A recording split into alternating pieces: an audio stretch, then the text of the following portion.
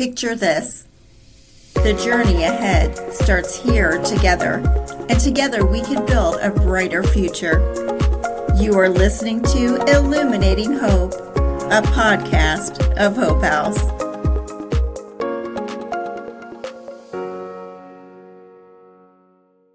Welcome to Illuminating Hope. I'm your host, Tina Johnson, Community Partnership Manager, alongside my co-host, Marianne Matheny, CEO of Hope House. Today, I want to welcome radio podcast host, Inspirational Keynote Speaker, cable TV MLB Analyst, life executive coach, former MLB Player, husband and father, Les Norman. Les grew up without much in life. An abusive childhood could have left him broken, but he used the wrong roadmap to find the right places. He often heard phrases like, "You'll never make it," or "You're not good enough." But instead of believing the negative voices, he became driven to achieve the success he wanted to. He learned what true joy is through faith and family. Most importantly, he used his gift of encouragement to help others in life. He has had a remarkable ride, earning a junior Olympic gold medal, playing Major League Baseball, and even winning on the hit game show Wheel of Fortune. But with all of those experiences, the best one of all is being husband to his bride and best friend of 26 years, Kristin, and being baseball coach and dad to amazing sons Mack, who is 22, and Tayt, who is 18. Learn more about Les Norman at lesnorman.com.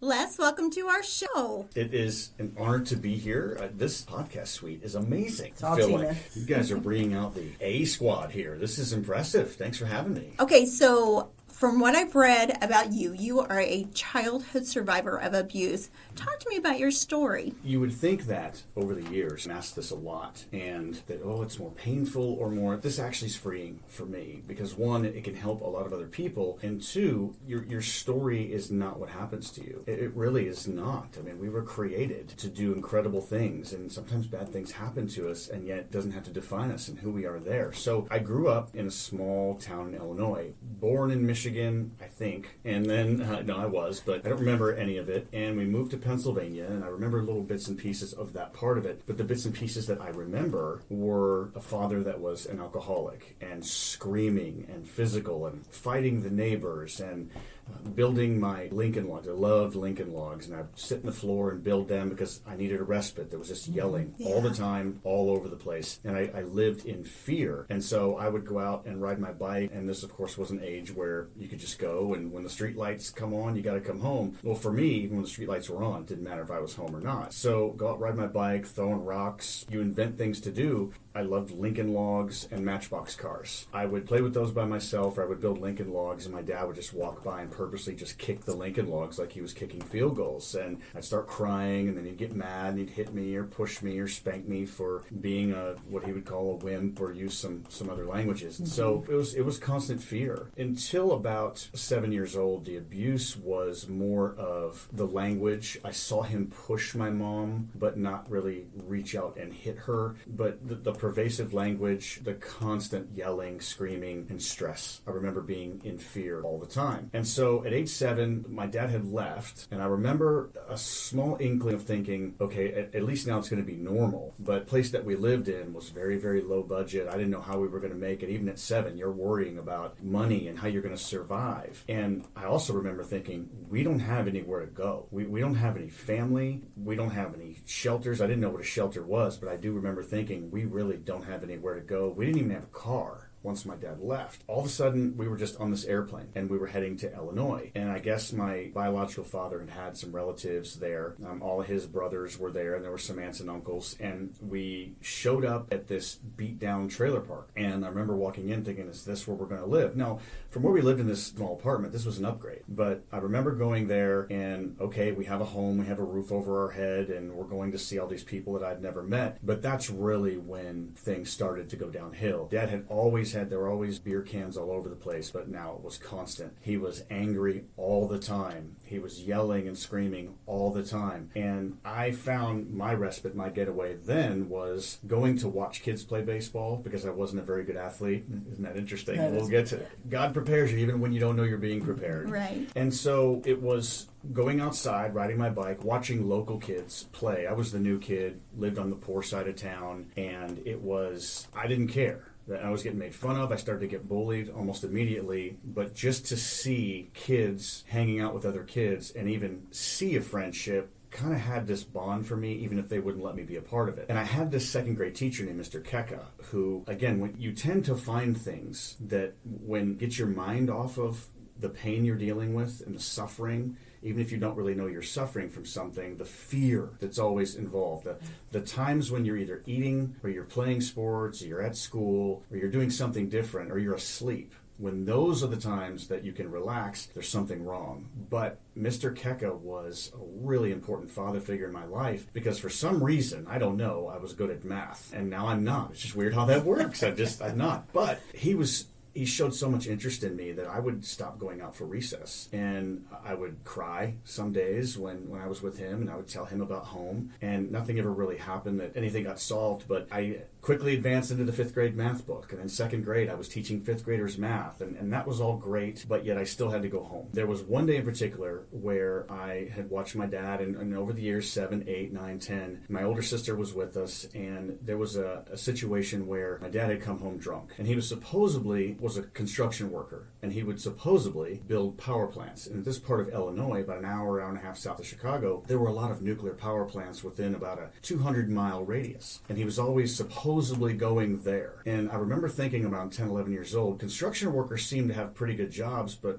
we have no food in the house. I'm wearing the same clothes. It's interesting that when you're 7, you grow, but your clothes don't. So high waters can come really quick, and I'd get made fun of there. Well, one time my dad came home, and he was drunk, and this was a really rough day. And I remember my mom was working 3 jobs, which didn't compute for me. She's got I never see my mom. She's exhausted all the time, and she's trying to go to school functions. She's trying to help us, and yet she's out doing her own thing. And my dad came home, and he was just looking for a fight. I remember a few years earlier, my dad was really mad, but drunk to the point where he couldn't stand up. He took a swing at my mom, and my mom saw it coming, and she ducked it, and then reared back and punched him, blew him up.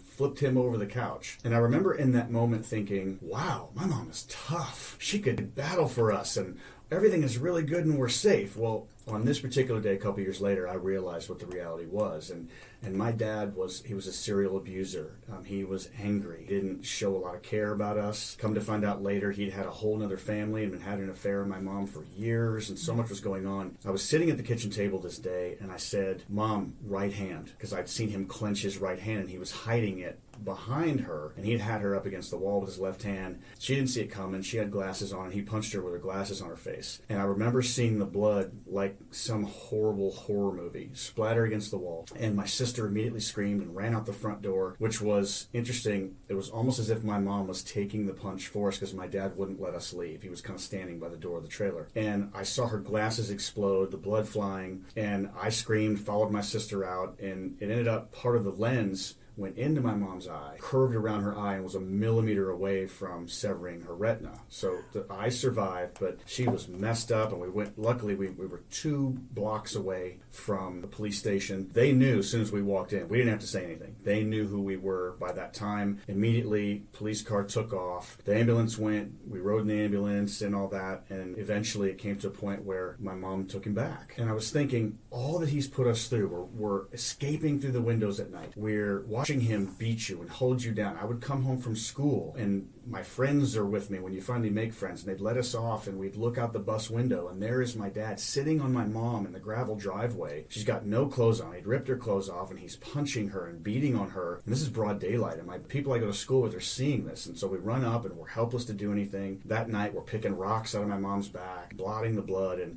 so that was kind of a daily routine for my sister and I. Now, my sister went through a lot more horrible abuse than I did, and with permission, I can share this. My sister's given me permission to share this, but my sister was sexually abused by my dad for years and was told that if she told anybody, he would kill me and my mom and then her. And so she took one for us and didn't say anything until finally she had enough and was almost within an inch of her life, and that's a whole nother story. So battled that for years, and then finally the end of the story is one day I came home, was 12 years old, and I didn't hear anything. There was no noise, no fighting, and it was unusual for me. There's a big difference between 8 years old and 11, 12 years old. You're starting to get used to things, and I was a small kid.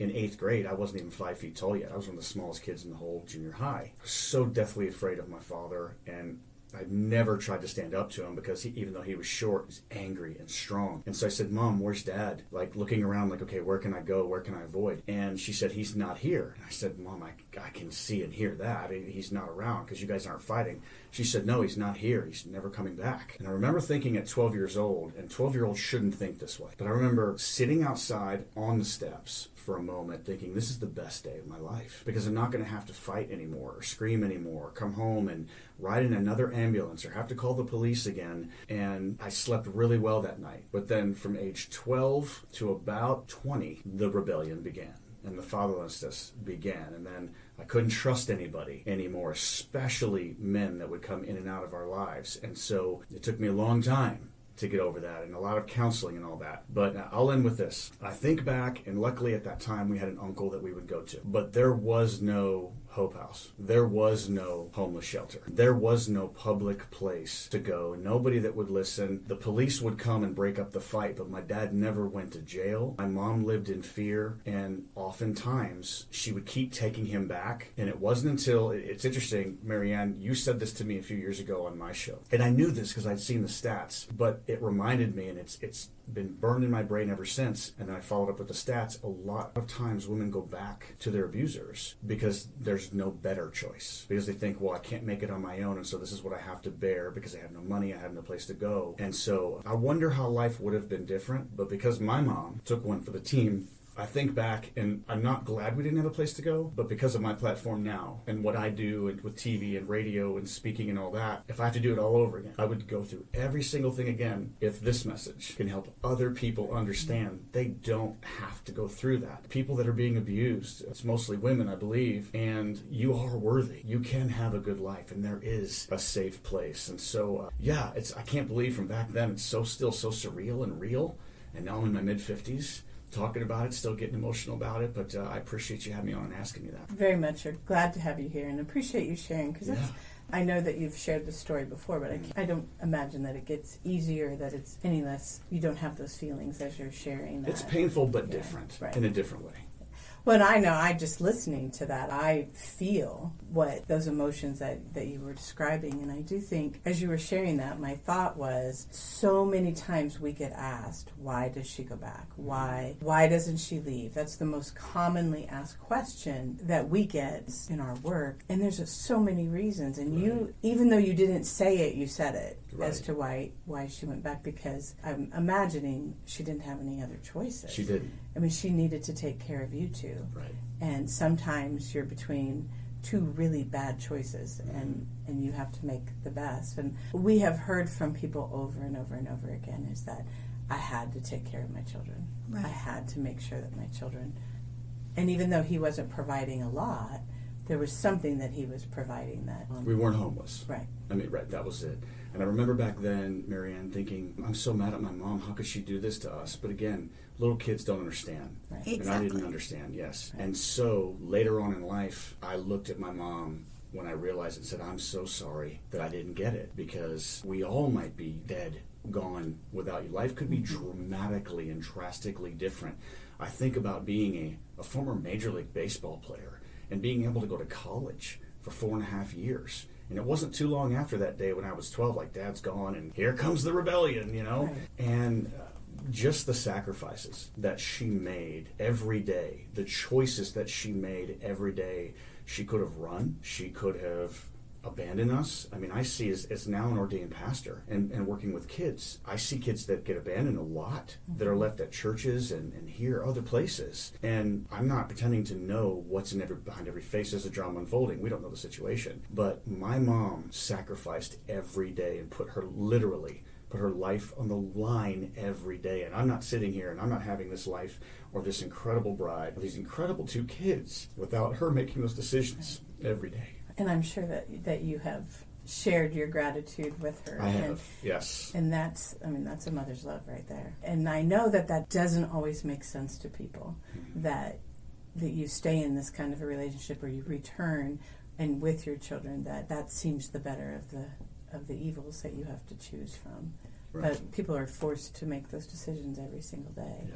And I know that to be able to share that, so you have a message that you're going to reach people that in a way that we could never reach people, because you're sharing from your heart what happened to you and why your mom chose what she chose. Right? So that's very powerful. So thank you for sharing that. Absolutely. It's one of, when you're younger or even when you step into a major league uniform for the first time, there's that little bit of ego and selfishness that can sit in like, oh, look at me. Look what I've done. It's my platform or whatever that happens. You work hard, you get there, and people know who you are. You're flying all over the country and all over the world and all those things. And that's not what the platform's about at all. These things that my mom sacrificed for, if that platform helps me to help other people and to shed light on what's really going on out there, and there is a safe place for these families that they can go and they don't have to stick in those abusive situations, and that isn't their lot in life, and that a great life isn't for all those other people, not just that person. That is possible, and people like you all are making that happen. So thank you for all that you do. It's a life choice for us. I know that's definitely. I do want to share too that coming into shelter or leaving isn't always what people want or need at that point in their lives, which is why we offer this wide range of services so that we can reach people where they are and they get to make decisions about their lives that fit for them. So shelter is often not a choice that people make. They make other choices like therapy or needing help with the court system or medical needs, those kinds of things. And that's what I like about what we do, is that we say, here's all this that we can offer you. What is it that you need right now in yours? Because it's not about me telling somebody what they need right now. They are the only ones that can decide that. Right. It's very sad for someone who's been in this work for a long time to know that people went through the things that they went through when services just weren't not as robust as they are now. They're just things weren't available. And so people did, you experience things in isolation that you wonder, gosh, if you would have had something. But I'm grateful that you had a teacher who connected with you and helped you be able to move on. Well, thanks. And it's interesting that I remember one of the things that my mom dealt with too was judgment. Like people are going to judge me, they're going to judge us. And again, I got the whole bullied in school. People knew because we lived in such a small town. We were the town joke for a while. The old beat up car that my dad gave us, and here he's driving this Cadillac around. The clothes that we wore, and just that stigma where we lived. Oh, the trailer park kid, and things along those lines. And so that's hard as a kid. But what people I think don't realize is oftentimes that's hard for the mom or for the person that is being abused. And even that decision, well, I could go to shelter or I could do those things, and they just choose not to because they don't want to be the laughing stock or something like that. There's a myriad of reasons, I'm sure, and reasons I don't even know about. And so, it's important. I know that it wasn't until I bottled everything up until I was in my 30s. And the father wounds that I carried them because, well, I'm tough. When my dad left, I remember also thinking, I think I was around 16 at the time. I said, if I ever see him again, I'm going to beat him within an inch of his life, that I'm going to let him heal. I'll tie him to a chair if I have to. I'm going to let him heal. And then I'm going to remind him, oh, remember this thing you did? And then I'm going to beat him within an inch of his life for that. And just revenge, hate, anger, bitterness, all those things were welling up in me. And they would eventually manifest. If I wouldn't have gone to counseling in my 30s when my little 5'1", 98-pound bride, who's tougher than I am in every way, said, you need to go get some help because you're going to lose your family. And that was my wake-up call. So good for her. Oh, amen, sister. That's what I'm talking about. Yeah. I remember one time I was standing there and we were talking something about respect, and I was in a cranky mood, and she looked at me and said, yeah, you should respect me. And she just kind of said, well, then earn it. And I turned and left the room.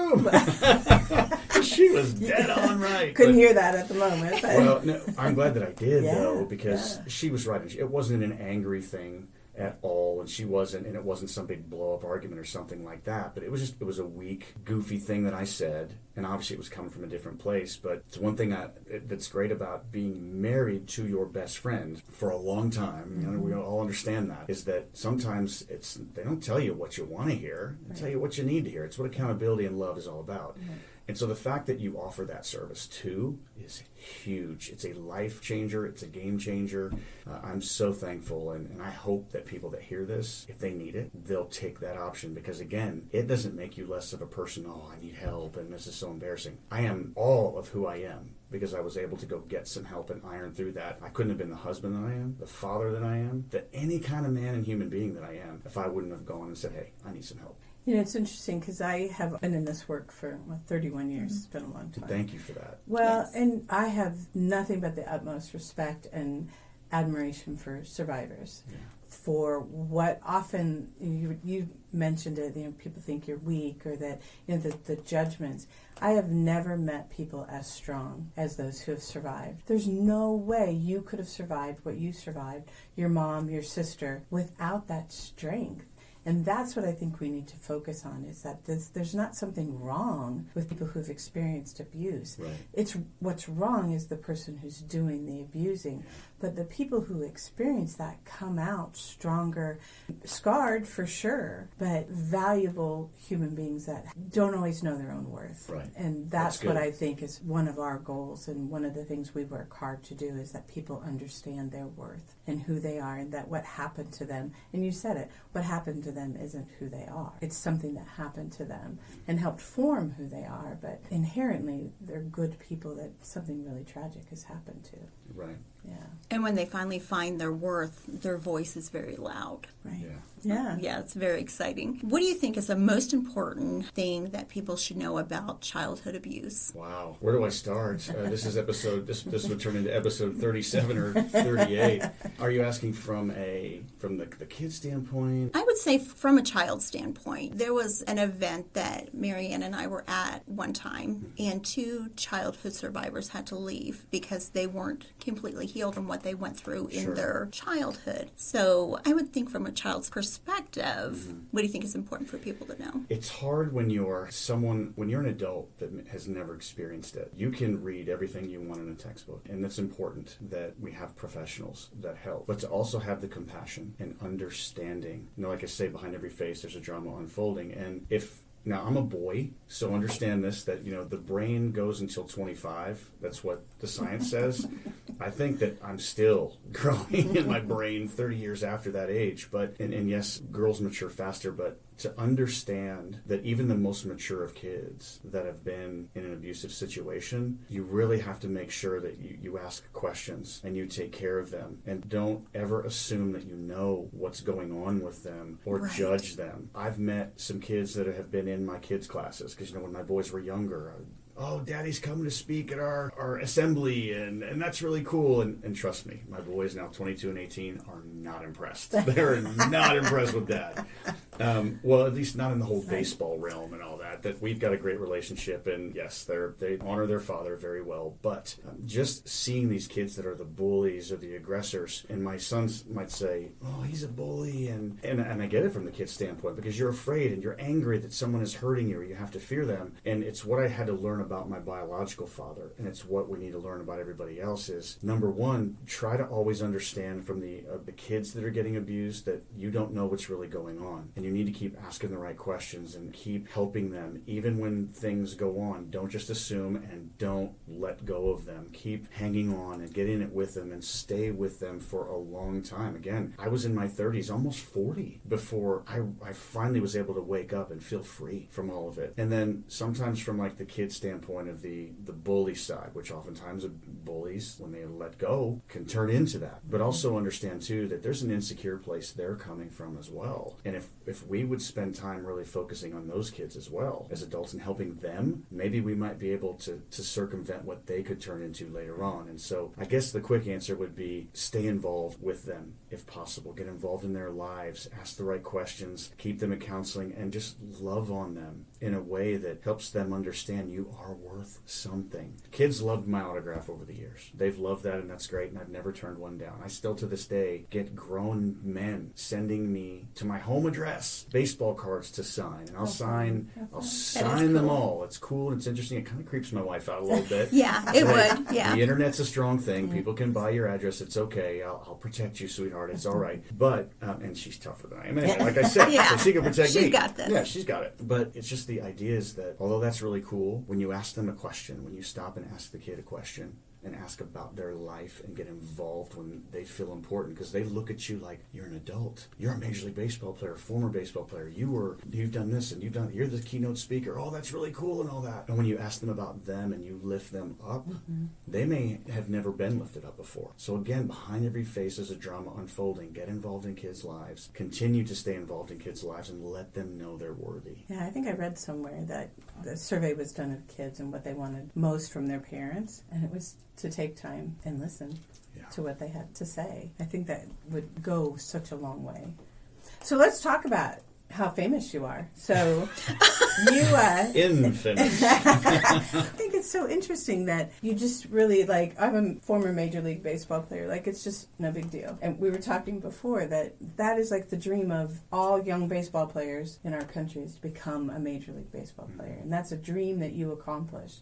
Tell us about that. Interesting thing is that it was the escape. I only went because I remember it was the day I came home, Mom and Dad were fighting, and the popped into my head was that, I passed City Park, which is 2 blocks away, on the way home from school. Summer was almost here, and they were like 3-on-3, and they were playing baseball slow pitch together, and they were hanging out, and I had a couple of the kids in my classes, but they weren't friends of mine because that was during the bullying stage, and they didn't want to be around me. And so all I could think of was I'd had this old beat up glove that my mom had bought for like $1 in a garage sale. It didn't have all the webbing, but I just grabbed it, put it on my bike thing, left my books underneath the stairs, and I just took off. I didn't even go in the house. And I remember thinking, they think I didn't come home, I'm going to get in trouble. I'm like, well, I'll just delay it for a couple hours. I'm going to get probably yelled at anyway. So I went down there, and I remember asking them to play, and they wouldn't let me play because the teams were uneven. It'd be 4-on-3. Well, then one other kid came and then said, well, can I play now? Because now the teams will be even. And there was another excuse. But again, it didn't matter. It was a better option for me because I'd rather be watching them. So that summer, I had played a little bit of baseball, like in Little League, but I was not a good athlete. I was tiny. I could throw the ball far, but I remember my first tryout, I hit the ball and I ran to third base instead of first base. I didn't know. It was a white square. Let me just go to one of them. It was the closest one. I was on that side of the batter's box. So eventually they let me play, but they stuck me in right field. And the ball never came to right field, and I didn't realize that back then that's where they put the quote-unquote the kids that aren't the best players in right field. But I went out there, and every time you went by the park, you knew where I played because the ball may never come out, but there were no dandelions in right field. I picked them all. I cleaned it. I cleaned my baseball room all the time. But as I got older, I just started to develop a love for the game. And you start getting into your own, and you grow a little bit, and you get some talent. I got a little bit of talent. I went from when I graduated 8th grade, I was about 4'11", 5 feet. I was a small kid. And by the time I was a sophomore in high school, I was 5'10". So I was gangly and skinny, and I could run real fast. But I started to notice there was a little bit of talent in me. And again, I had this line of coaches and men in my life that knew home life, knew my rebellion, knew I wasn't who I was outwardly showing. I was trying to put that tough exterior on. And they stayed with me, and they developed me, and gave me the time of day, and got in my face, not in an abusive, bad way, but you need to knock it off. And if I needed to go run 17 laps, go run 17 laps. It was that love that I needed, the discipline. And so as I got through high school, we'd won a state championship, and I was good, and there was only one college that came calling. I thought I might get drafted, and I'm going to get all these offers. I got one. And it was from a college 20 minutes away, and they were only even going to let me pitch. And I said, well, I don't want to just pitch. I want to play outfield. And they said, okay, we'll let you play a little outfield. But I knew they just wanted me to pitch. And so I went to this college, played football my freshman year, and was getting crushed. I was about 5'10", 160, returning kicks in college. I was getting blown up. I mean, I got hit one time, and I woke up a minute later looking through the ear hole, and my face mask was on the side. So I'm thinking, okay, football's not my future. I'm done with that. No way. I told the coach after the season, I think I'm going to stick with baseball. He said, son, that's probably a good idea. and the football coach was actually my baseball coach, too. So he was being honest with me, because he said, I want you for baseball anyway, but you're going to get crushed doing this sport. So I learned, and I just worked really hard. I think the turning point came my freshman year of college. It was 5 o'clock in the morning, and we were practicing at this old armory. It was 10 below zero outside in Joliet, Illinois, snow outside, and what am I doing? I don't want to get up this early. I'm in college. I want to have fun. I want to do my own thing. And I just saw these kids in there working, and it was this voice in my head that said, look, you're going to regret everything. This is your crossroad moment. Either you give everything that you have or get out of the game and do something else. And so I decided that I'm just going to hustle. If I have to throw up from the running and all that, I'm going to do it. And in 2 years, I was an All-American, and I'd already had an Olympic gold medal under my belt. And I wanted to get drafted and play. And so, yeah, I got through college, was the All-American, 2-time All-American. We lost the national championship game, went to St. Francis for 4 years, was drafted by Boston after my junior year, turned that down. I was drafted by the Royals my senior year, had a horrible senior year, but the Royals, I guess they had a mercy draft pick they needed to fill. And so they drafted me. I went out my first season and was not good. I'd separated my left shoulder diving into home plate. I was hitting about $160, and as a 25th round pick hitting 160, the writing's on the wall. You know, my signing bonus offer with the Red Sox was $30,000, and then the first offer was $2,000, and then I had a really good summer league. I had a really good junior year. Was the first team All-American. We'd gone to the national championship game and lost, and I'm piling up all these good stats, and so they finally came back and said we have $30,000, and the arrogant me said, well, I think maybe you need to come up with $50,000. Because that'll pay for the Ford Mustang at the down the street. Because I saw this gray convertible Mustang that I had to have. Right back then, I didn't know what was under the engine. What was it with the Mustangs back then? I don't know. It was this 80s, 90s thing, and it was. Yes, I don't know, but obviously my head wasn't on right. And the scout looked at me and said, son, after hearing that, I think that maybe you're not Red Sox material after all. So I'm going to go ahead and pull that offer. So as of right now, the offer's off the table. So good luck with your career. So I'm like, fine. I'm good at this game. I'll be fine. My senior year, I didn't realize that I was starting to fall into depression and suffering from anxiety. And I didn't hear the word. I didn't know. But the uniform I was wearing, the baseball uniform, had started to become the mask that I was doing. It was the going out, life of the party. Put that on. Hey, look at me. I'm all this and that. And then when that started falling apart, I had nothing to grab onto. In reality, later on, I realized that what I was trying to cling to was anything that could take me away from the pain of my past. Yes. And my dad. That's all it was. I was still hurt from my dad. Still didn't know where he was, still never heard from him. I was actually was told that he was dead, and come to find out he wasn't. Oh, wow. And he died the year I got drafted. He was actually alive. I didn't know this until I was in my 30s, where when someone finally told me the truth, it took me a month of internet research and actually found how he had passed away. He was homeless, had liver disease, was blind, trying to cross a major highway, got hit by a car, hit and run, and they had to identify him through his dental records. And so eventually I found that out. And so that first year I'd separated my shoulder.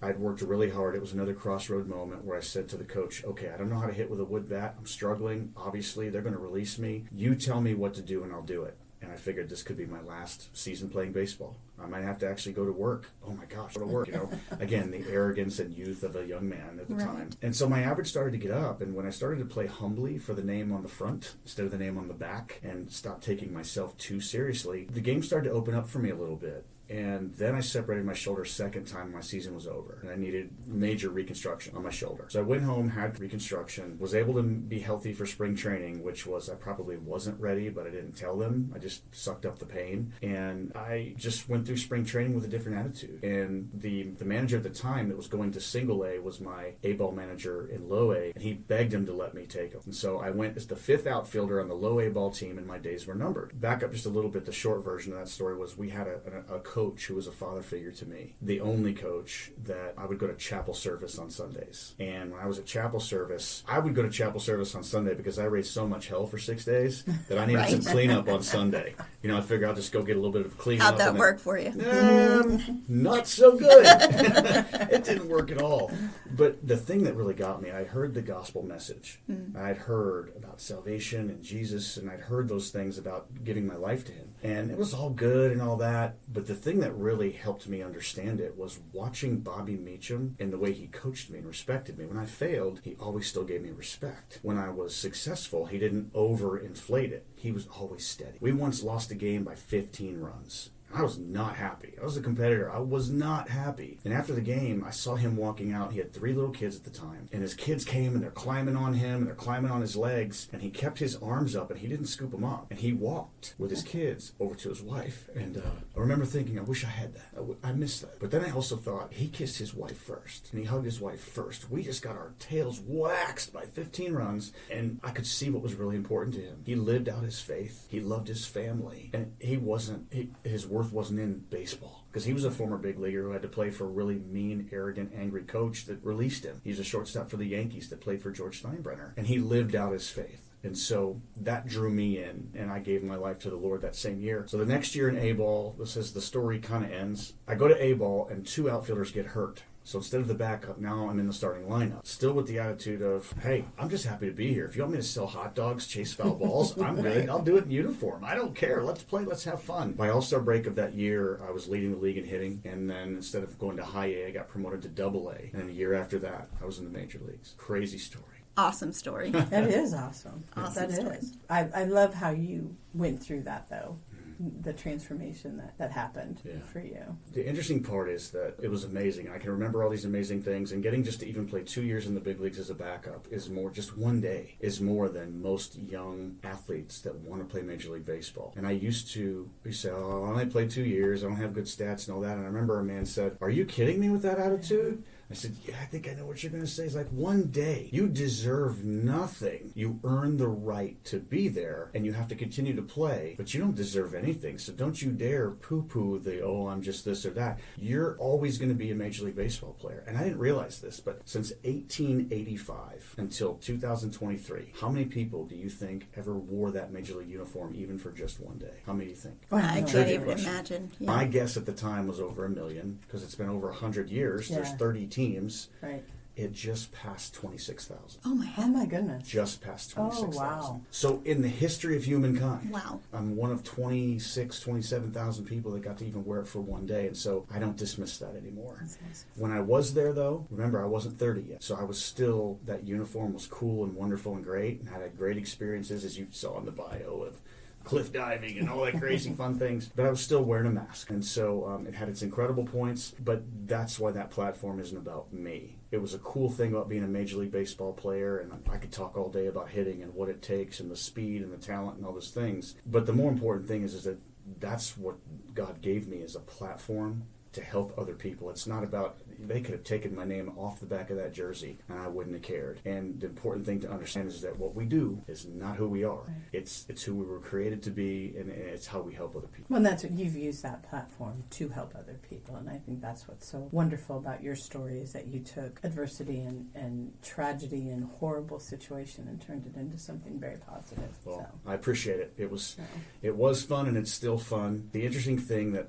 I do a lot of keynotes, as you guys know, and I've got one coming up tomorrow morning, and I've got a big one in Omaha next week, and in Chicago next month, and so many. I do that a lot. And the number of the topics I talk about, the 2 most requested are the work-life balance and what was it like to be on the Wheel of Fortune, and then the Major League Baseball story, and then motivation, teamwork, stuff like that. That is awesome. You know, I love the grace that comes with your humility. I know that comes straight from your faith. Amen. I want you to finish this for me. I wish I could share what with humankind. That no matter what they think or see in the mirror, they are created by God in love, and they are worth everything. So many people, it crushes my heart, because I meet so many people because of, they think, well, I don't have this much money, or I'm not on TV, I'm not on the radio, I don't live in that house, I was abused, and so I'm tainted goods. I'm not worthy of a husband, I'm not worthy of a wife, I'm not worthy of a family, and that couldn't be further from the truth. Every single human being with a heartbeat is valuable and created to be something and do something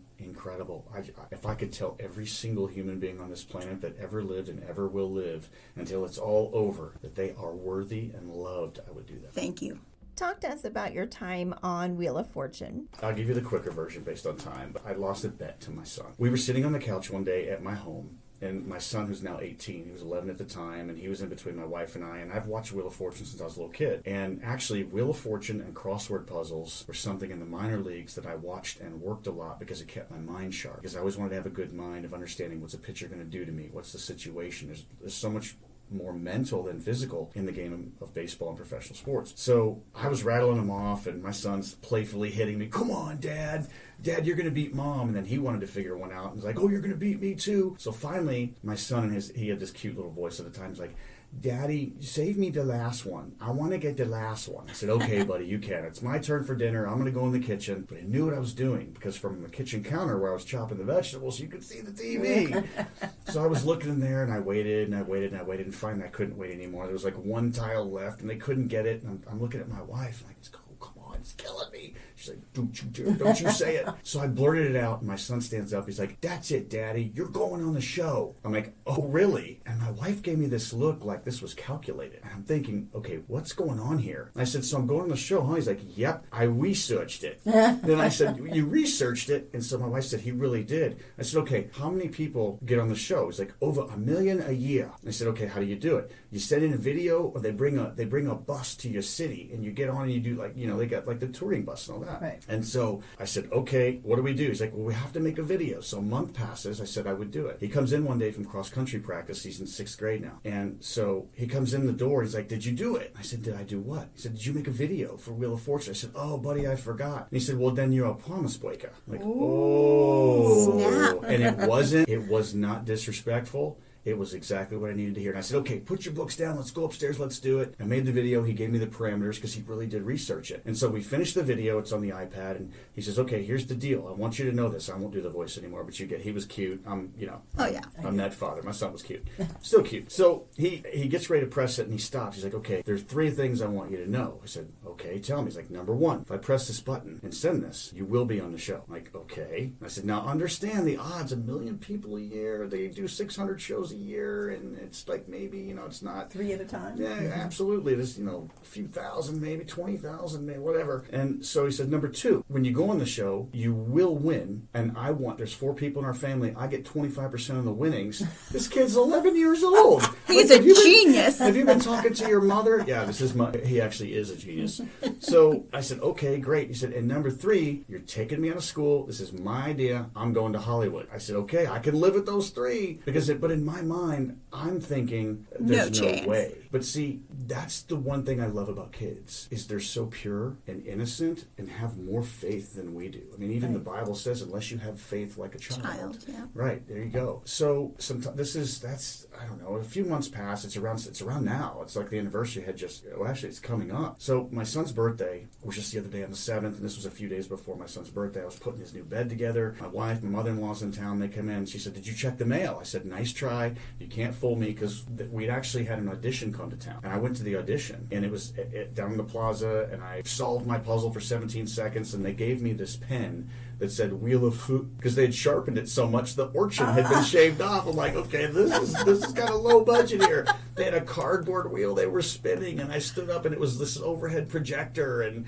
I didn't get a call back. There are 50 people in the room, and 10 people got a call back in the room, and I wasn't one of them. So I told my son, sorry, not going to make it, not going to happen. This is what happened. He's like, oh, you're making it. I said, Tayt, listen, I didn't. He's like, I don't want to hear it. I'm not hearing it. I said, okay, buddy. And I looked at my wife, so I guess it's going to be a good lesson to set up for disappointment.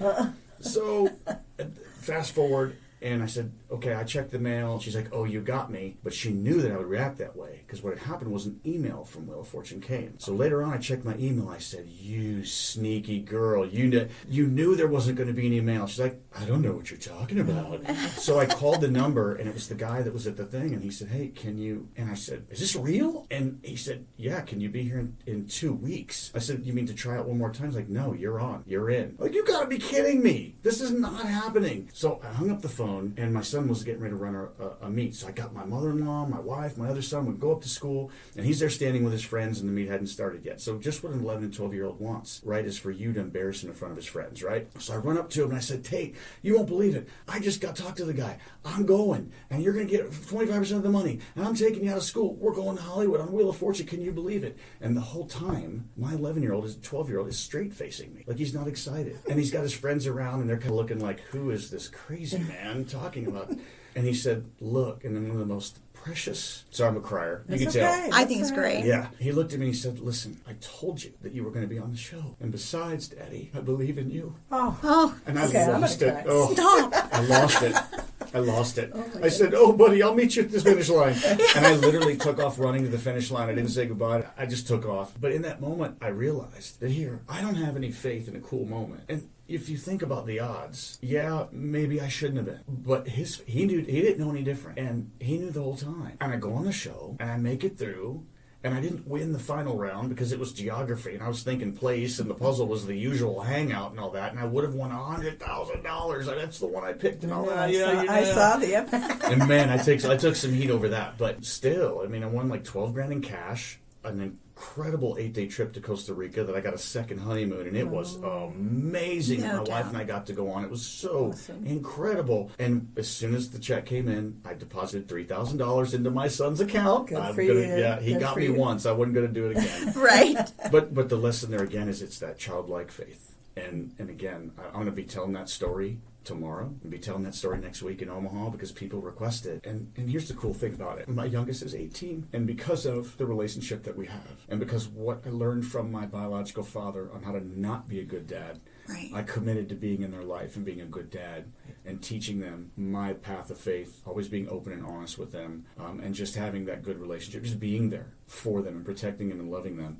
To this day, my 22-year-old and 18-year-old sons still call me daddy. And every time I hear them say it, I'm reminded of what I went through as a kid and how I wish nobody would ever have to go through it. But then I'm also reminded of the sacrifices that my mom made and the protection that she gave to us. And because of that protection and love, I get to experience this. I'll end with this. All you moms, or even sometimes dads or men out there that are victims of abuse, you are worth something. You don't have to stay in it. And this isn't all that you have to have in life. So get help. Find somebody that, and I know it's scary because you feel like you can't find a safe place, but you can. And even though I didn't have that back then, I'm living proof that your life can be dramatically different when all you can see ahead of you is hopelessness. It doesn't have to be that way. There is life after domestic violence. There is. Thank you. You're welcome.